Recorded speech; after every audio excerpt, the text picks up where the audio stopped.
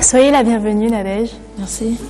Alors, dites-moi, quel est votre sentiment, quel est votre avis sur une compétition comme celle-ci consacrée à la musique gospel? Je la trouve intéressante, j'encourage.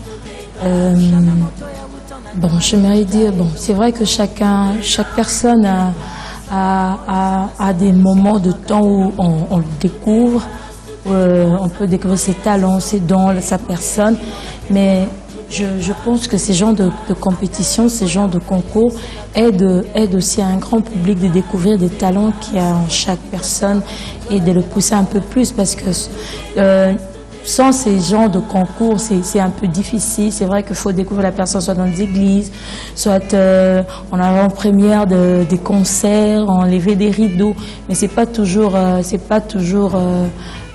donné à tout le monde. Je crois que ces genres de gospel, on a l'occasion de découvrir plusieurs groupes.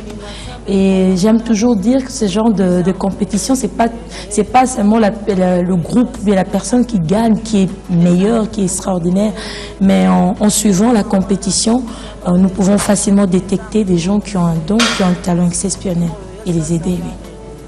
Merci. Et racontez-nous, quel a été votre premier contact, vous personnellement, avec la musique gospel? Mon Dieu, ça fait longtemps. Ça fait longtemps. J'ai commencé à chanter depuis avant 10 ans.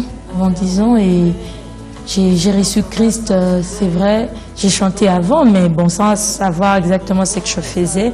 Et à 12 ans, quand j'ai reçu Christ dans ma vie comme Seigneur et Sauveur, j'ai commencé, comme j'avais ces dons-là, ces talents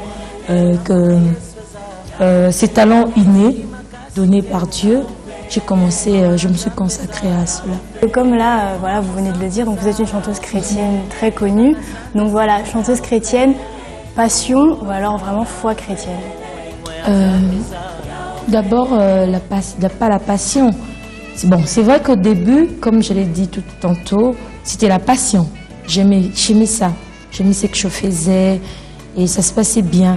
Mais bon, même quand j'ai reçu Christ dans ma vie, pour moi, chanter, c'était quelque chose que je faisais sans effort, quelque chose que j'aimais et tout, c'est comme ça que je le faisais.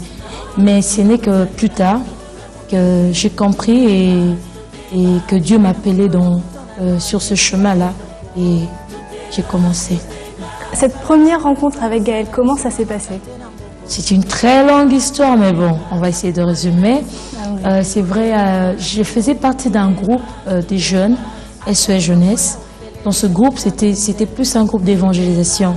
Nous descendions dans les rues, prêcher les jeunes. Et nous nous sommes dit, bon, nous nous retrouvions au fait avec plusieurs jeunes avec des talents extraordinaires. On s'est dit, bon, si on peut aussi gagner les âmes par ces talents que Dieu nous a donnés à chanter et tout ça. Nous sommes réunis, un groupe de jeunes aussi, on chantait partout à Kinshasa. Et dans ce groupe, il y avait le frère Francis, qui est dans Gaël. Et lorsqu'il nous a quittés pour Gaël, nous sommes restés travailler. Et lorsque dans le groupe Adorons l'Éternel, il s'est fait un besoin d'une sœur qui pourrait faire le soprano, il a intéressé papa Alain. Il a dit, je connais une sœur qui chante bien et tout. Il est venu m'intéresser et c'est pour cela, c'est par le frère Francis que j'ai intégré. Aujourd'hui, il y a un fardeau encore qui vous pine, surtout dans l'industrie de la musique, qui sont la piraterie.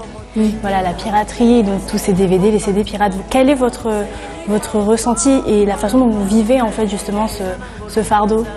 Au fait, ça fait très mal parce que lorsque nous décidons à faire un album, à sortir ce que nous ressentons dans notre cœur, l'inspiration que Dieu nous a donnée, nous avons besoin de l'argent parce que les studios, je ne vais pas aller gratuitement parce que j'ai un fardeau de la part du Seigneur. Je paye tout cela pour le mastering, pour la sortie, la duplication.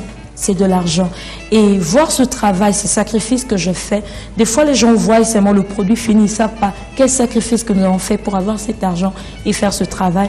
Et voir ce travail avec tant de sacrifices, voir quelqu'un prendre votre CD, aller en Chine, c'est faire des des copies et venir vendre, qui prend de l'argent à votre place. Et parce que lui, il n'a pas fourni ce travail, il les vend à 1000 francs, à 1500.